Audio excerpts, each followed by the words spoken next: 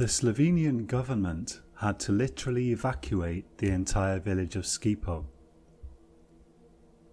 Of the inhabitants that survived, a third eventually went insane, and many of the rest were left with terrible deformities. To understand what happened there, you first have to understand what happened at the Institute for Advanced Physical Research in Inverness.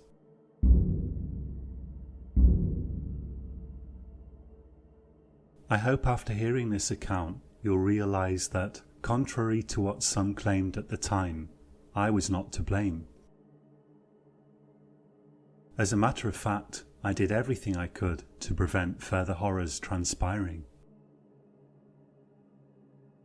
As director of the Institute, it fell to me to hire new staff and commission new projects. At the time, we were looking for emerging experts in promising nuclear technologies, and Dr. Sorensen seemed to fit the bill. Yes, there was a lot of vagueness about his past, and most of his credentials we now know were fake, but it is an established fact that Sorensen really did hold a position at the Cambridge Institute for High Energy Research for at least 2 years. It is now clear that he did not leave that position voluntarily in search of greater academic freedom, as he claimed. No, they forced him out, and to this day no one wants to talk about why. Perhaps if they'd been more forthcoming, this nameless horror could have been avoided. Sorensen was very plausible and personable when I interviewed him. My principal interest is in the scattering of high-energy particle beams at very low temperatures, he explained, sitting in my office in a tweed jacket and black-rimmed spectacles. I remember he wore a serious expression on his face which was rather engaging. He gave you the feeling that at any moment he might break off from discussing subatomic particles and burst into laughter, which in reality he never did. At the Sversk laboratories in Finland, I was able to show that various rare types of fusion sometimes occur under these circumstances. Unfortunately, the Finnish government has no vision. He spoke with a faint but distinct Danish accent, or at least I think it was Danish, and he had sandy-coloured hair. I thought him the absolute epitome of a Danish physicist. There was nothing about him, absolutely nothing, that indicated that he may be any kind of imposter. And here, would it be your intention to continue the research? I asked. Here I would be at your disposal, he said affably. Of course, if you will allow me, I will share my findings with your people and pursue this research further. I was not able to publish all my findings, but I can demonstrate them reliably with suitable equipment. We're a bit isolated out here, I told him. We maintain close connections with the nuclear research community as much as possible, especially Edinburgh and Aberdeen. But we attract few visiting scholars in Inverness. As you can see yourself, even the location is rather isolated, here in the hills.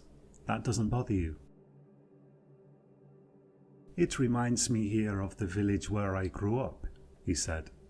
The mountains, the weather, the forests. I am used to isolation of all kinds, scholarly and socially. This is perfect for me. Very well then, I replied, smiling at him idiotically. Welcome to our institute. What can I say? I was relieved to have found someone of Sorensen's alleged calibre to fill the position. It had been a struggle. The fact is, imposter or not, Sorensen was a genius. Just not the right type of genius, it turned out. For some months everything proceeded normally. Sorensen worked with us on the new cyclotron that we had at the time. He made significant contributions to our understanding of muon scattering, but it was also clear that he wanted to work on his own stuff independently. As to what he was working on, none of us really understood it. He was building some kind of machine in the basement, something to do with quantum effects in electromagnetic resonance, he said. The staff was fairly divided over the matter. Half of us thought his theories, as far as we understood them, might be ahead of their time. Fielding went so far as to say he might be a new Ernst Mach. The other half thought him a crackpot. I suppose both sides had a point.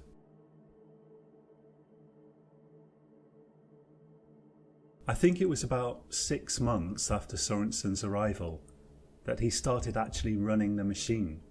That was when the problems really started. The machine itself consisted of a silver central sphere about 1 meter wide, covered in some kind of thin metallic webbing, surrounded by a great mass of pipes and wires. It made a sort of very deep humming noise that came and went in waves. I'd estimate around 50 to 100 hertz. Underneath that was an even lower booming sound that could be more felt than heard.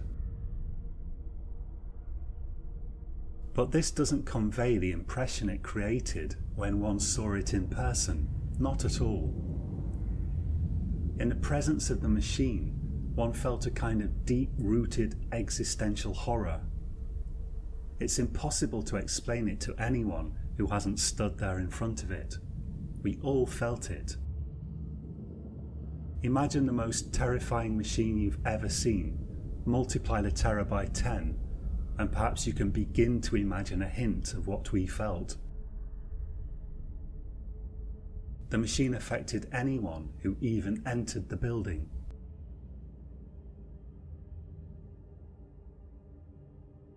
We couldn't really just tell him to switch it off. We were scientists. He had blackboards and stacks of paper covered with equations. £20,000 of institute budget and his own money combined had gone into that machine. He had us believe there was a very real chance of it leading to entirely new energy technologies. At the same time, no one could stand to be in a room with it while it was switched on except him, which was most of the time. Patterson proposed that the machine was emitting infrasound, very low frequency vibrations that perhaps disturbed the human vestibular system. We set up instruments to measure it, but we could detect no trace. Brown thought it could be emitting exotic subatomic particles, but we had sensors for those all over the building and couldn't detect any of those either. We also tested the room for toxic gases, all in Sorensen's absence, mind you, furtively, and we found nothing.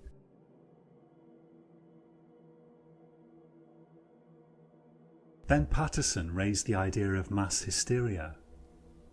Perhaps we'd been working too closely together for too long.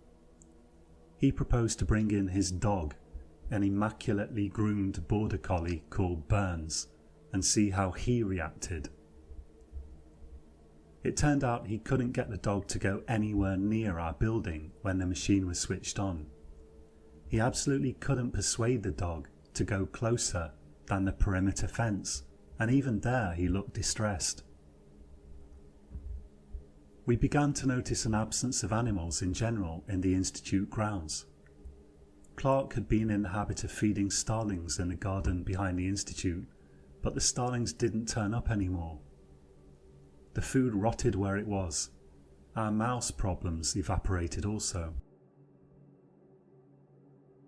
Cockroaches, on the other hand, seemed to have no problem. We saw more and more of them with every passing month. Sorensen absolutely refused to discuss the matter. He himself seemed utterly immune to the sensation of impending doom that the machine created in the rest of us. If anything, he seemed enlivened by the machine's emanations. The situation presented an opportunity for us as well as a problem. If the machine really was affecting us via invisible emanations of some kind unknown to science, well, naturally we all wanted to be the one to find a way of detecting them. The problem didn't interest Sorensen. He insisted we were imagining it. We even thought we were probably imagining it. Meanwhile, Sorensen had been drumming up interest from potential investors. Several wealthy businessmen and women had turned up to inspect the machine, and we noticed it was always turned off when they arrived. He spun them a pretty story about the possibility of ultra-cheap energy. They always seemed impressed. 3 of them made substantial investments in the Institute, which was incredible. I had lost many sleepless nights over the issue of balancing the Institute's books, and Sorensen had solved that issue practically overnight.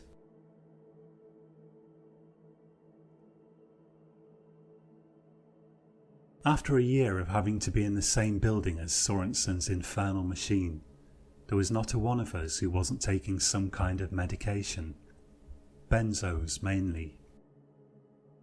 Fielding was an exception. He hit the bottle and was visibly drunk most of the time. Patterson was getting migraines and nosebleeds.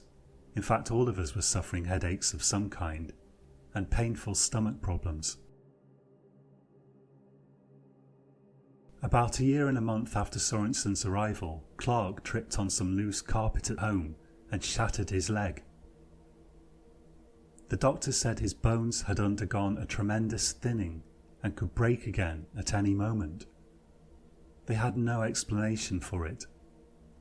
They told him he'd be spending the rest of his life in a wheelchair, although it turned out he was able to recover substantially once Sorensen had gone, but I'm getting ahead of myself.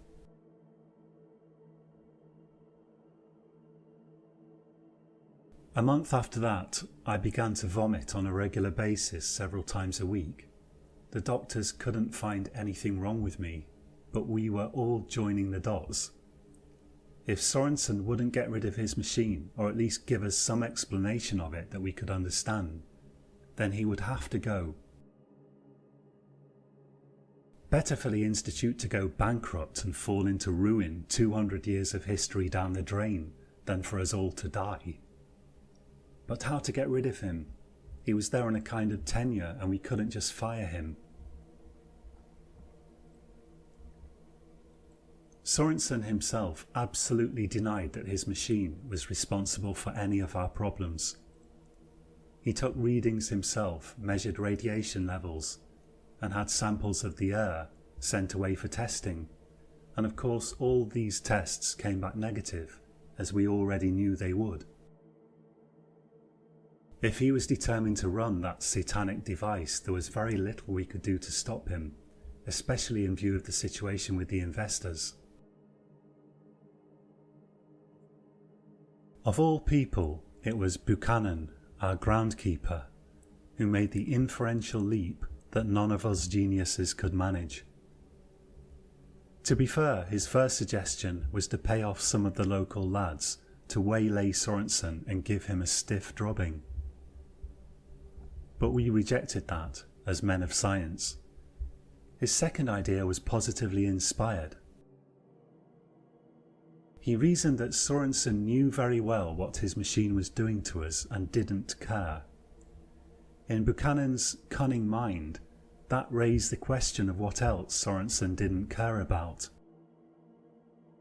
If that machine was his only priority, people be damned, then what would have stopped him embroidering his curriculum vitae to ensure he obtained the positions and thereby the facilities and money that he required?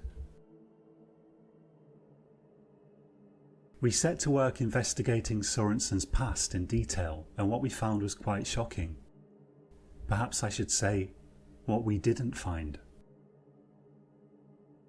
Prior to Sorensen's work in Cambridge, we could find absolutely no trace of him. None of the places he'd claimed he'd worked at prior to Cambridge had ever heard of him. We couldn't even find him in birth registries or electoral registers. The man was a fraud through and through.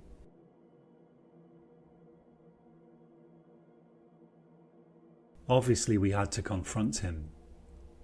As the director, strictly speaking, I had to confront him. Things had to be done the proper way. I made the mistake of waiting 3 days to do it. I just wanted to assemble all the evidence in one place and think the whole thing through properly. On the third day, the day before I was due to have it out with him, I arrived at the institute to find birds singing in the old pine tree at the front. Their absence had been so striking for well over a year that I noticed them immediately. Arriving inside, I was waylaid by Patterson. "He's gone," he said. "Gone?" "Aye, all his stuff's gone, that bloody machine's gone, and he's gone." And so it was. I wasn't to see Sorensen again for another 3 years. The police couldn't even find him. He'd vanished off the face of the earth.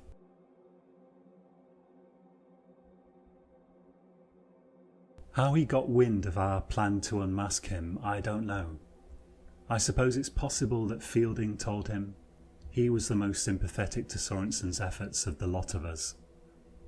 More likely, Sorensen overheard us, or someone we'd made inquiries with tipped him off.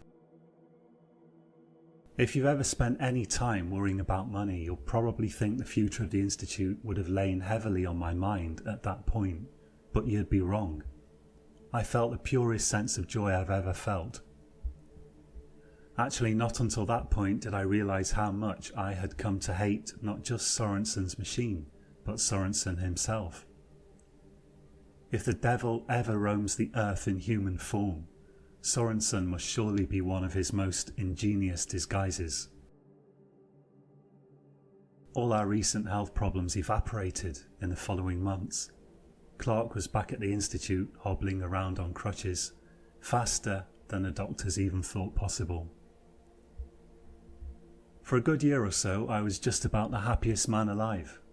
Eventually we settled back into our old routine, and I managed to get the Institute's finances on an even enough keel, even with Sorensen's investors pulling out.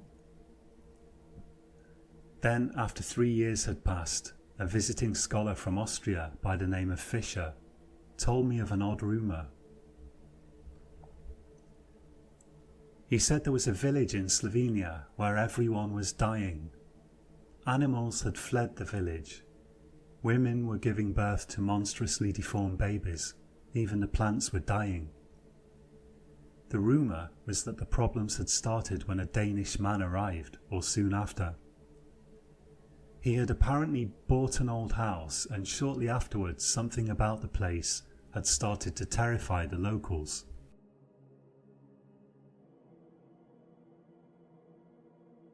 Obviously that had a familiar ring to it. What particularly drew my attention was that Fisher said there were reports of the villagers suffering brittle bones, nosebleeds, vomiting and terrible depression, in addition to an indescribable sense of horror. I felt conscience-bound to investigate this rumour. I tried to persuade some of the others to go to Slovenia with me to at least determine whether or not this Danish man was Sorensen, but none of them wanted anything to do with the endeavour. So I decided to go there alone. I figured a week ought to be enough to confirm or refute my suspicions. After that, if Sorensen was up to his old tricks, I had a vague idea of informing the Slovenian authorities at the very least. I took a plane down from Inverness to London, and from London I flew to Ljubljana. In Ljubljana I rented a car and set off for Skipo. On the way, I stopped and bought a plastic jerry can and filled it with petrol, thinking I might not see a petrol station again for quite a long time. Or at least that's what I told myself I was thinking. The approach to the village was flat and depressing. Not until I got within a few miles did I start to notice a curious absence of birds, and gradually that old familiar feeling grew on me.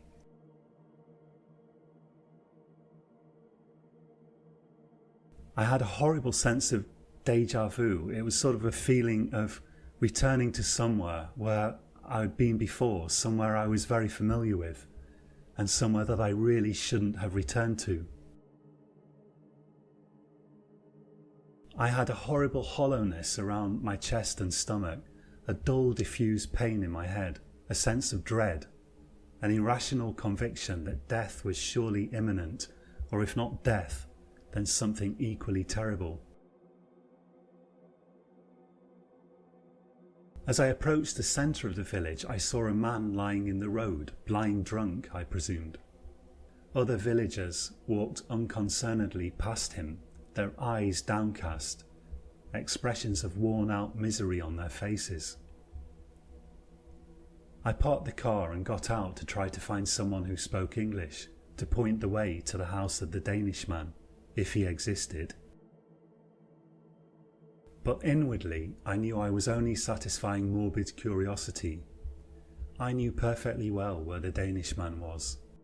I could feel the emanations of his hellish device. The people of the village didn't seem inclined to talk to strangers.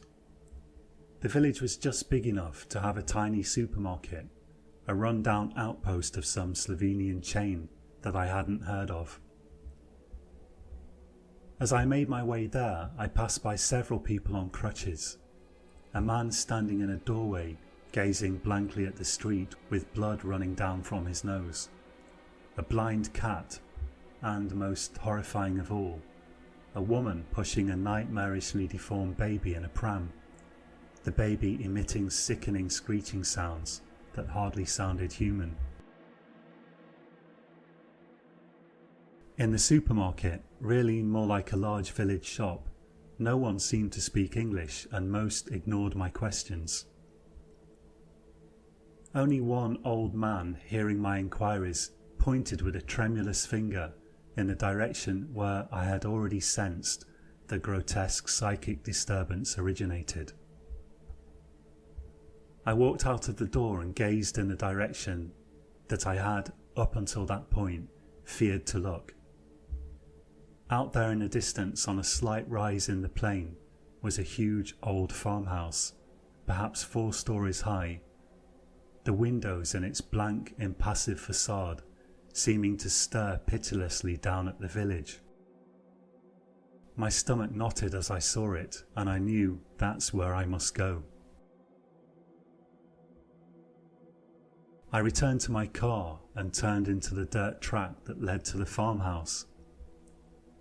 As I left the village behind, a small crowd of villagers assembled and watched me quietly, without any obvious sign of emotion, other than vague curiosity. The closer I got to the farmhouse, the sicker I felt.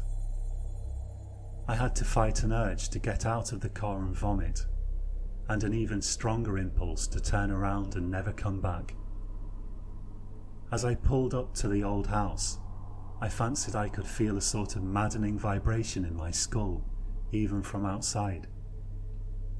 I got out of the car and stood there, looking around.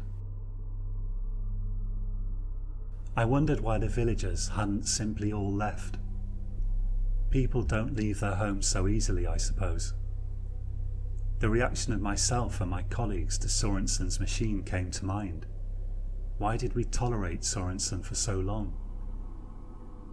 I wondered whether his infernal machine didn't exert some kind of deadening effect upon motivation, creating an apathy that fixed its victims where they were. The windows of the house were all boarded up with red painted boards.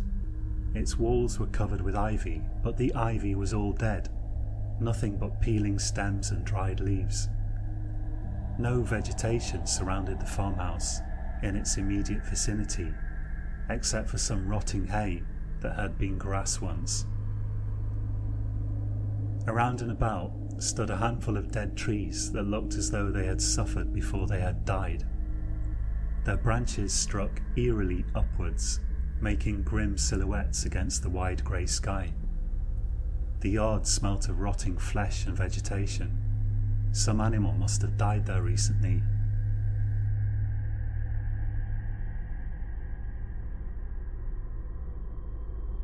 I strode up to the front door and knocked. No one answered, even though I could hear the droning of the machine inside, and there were fresh tyre tracks in the yard. After knocking repeatedly, I tried the door, and to my surprise, it opened. Of course it did. Why bother with locks when you've created an atmosphere that repels all living things? Inside I saw something that I hadn't anticipated, even in my worst nightmares. Almost the entire inside of the farmhouse was hollowed out, held up here and there by rusty scaffolding. The place was almost completely taken up by a gigantic veiny sphere of some greyish metal, like a hideous egg waiting to hatch. It stood on a platform of wooden struts, from which sprouted 1,000 pipes and wires, nourishing the thing. The sense of doom and revulsion that the machine produced in me was so strong that it was all I could do to keep from running. With all my heart, I wanted to destroy it. "What are you doing here?" said a voice from the back of the enormous space. It was him. I hadn't planned what to say, but the words came out of my mouth unbidden. "I've come to put a stop to this, Sorensen," I said. "And how do you propose to do that?" he said. "By persuading you to shut it down," I replied. "Shut it down?" he said incredulously. "This is my life's work. Do you realize I'm on the verge of creating a portal in space-time itself? I will bring the most distant reaches of the universe here to our very door. Humanity will take its next evolutionary step forwards. The machine will save us all." "This machine will destroy us all," I said. "Have you seen the villagers, Sorensen? Have you seen what the machine has done to them? Deformity, disability, madness, it's appalling." "They have been sacrificed for the greater good." The man was clearly insane. Perhaps the machine had affected him after all. I ran out to fetch the jerry can from my car. By the time I got back to the farmhouse door, Sorensen was already in the act of trying to lock it. I was in the nick of time. I pushed him out of the way and started sprinkling petrol over anything that looked like it might burn. "What are you doing?" said Sorensen. "This is the behavior of a criminal." "Call me what you like, Sorensen," I replied. "The machine has to go. If you won't shut it down, I'll shut it down." "You will not," shouted Sorensen. He proceeded to pick up a large spanner and advance towards me menacingly. For the next 5 minutes we played a merry game of cat and mouse, Sorensen trying to clobber me with his spanner, while I darted around the scaffolding, throwing petrol about. I could see now that Sorensen had indeed been weakened by exposure to his own machine. He quickly became breathless, and I thought I detected a distinct limp. All the while the machine hummed ominously, but now the sensation of doom that it created made me feel as though I had nothing to lose. Years of a deeply suppressed urge to fight this maniac and his evil creations bubbled to the surface of my mind. Finally, when I'd fully emptied the jerry can, I pulled out a cigarette lighter. "What do you think you're going to do?" said Sorensen. "Do you think I don't have fire extinguishers?" For a moment his words gave me pause for thought. Perhaps I should have brought 2 cans of petrol. But the look on his face told me he was bluffing. Sorensen was scared stiff, and that could only mean he thought I could do real damage to his machine. "You'd better run," I said. I held the light to the nearest pool of petrol and flames quickly started to run up an entire section of wooden beams that held the vile sphere aloft. Sorensen ran forward and started trying to put the flames out with his jacket. Evidently he didn't have fire extinguishers after all. Mission accomplished. I headed for the door. An alarm started to sound, and the noise of the machine grew louder and more unstable as the flames licked the sphere. Then another alarm, and another. When I reached the door, I turned to see Sorensen holding his head in his hands in horror. I almost felt sorry for him. I ran to my car and drove out of there about as fast as it's possible to drive on a stony dirt track. That was the last thing I remember before waking up in the hospital at Ljubljana. I'd been conscious for about a day when an official of some sort came to see me. He spoke good English. I thought I was probably in some considerable trouble. I half expected to go to prison. "Can you tell me anything about the gas explosion?" he said. "Gas explosion," I said. "There was no—" "Gas explosion," he said firmly. "There was a terrible gas explosion." I struggled to formulate my thoughts. It struck me that if they thought there had been a gas explosion, that was actually quite convenient for me. "All right then," I said weakly. "I had no idea." "A man was killed," he said, "a Danish man. As to why you are visiting Skipo, the government of Slovenia has no interest in that." My eyes drifted to a TV suspended on the wall, tuned to a news channel. I don't understand Slovenian, but the word Skipo was clear enough.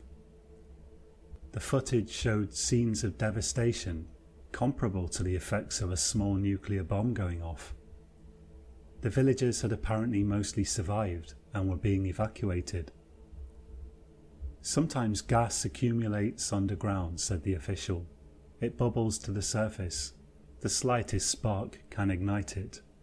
You are very lucky to be alive, Professor." You may think me slow on the uptake, but it was only after I had recovered and was back at the institute that it dawned on me that probably the official, whoever he was, knew very well that there had been no gas explosion. I wondered about Sorensen. Was he really dead? Or was he working in some secret Slovenian laboratory somewhere, hopefully under strict supervision? But no one could have survived an explosion of that magnitude. Several years later, I received a letter postmarked Sežana. It thanked me for my interest in Skipo around the time of the terrible gas explosion. An enclosed photograph showed a smiling family. In the background was a low hill. I recognised it. Where Sorensen's house had been, there was only a cherry tree in full bloom.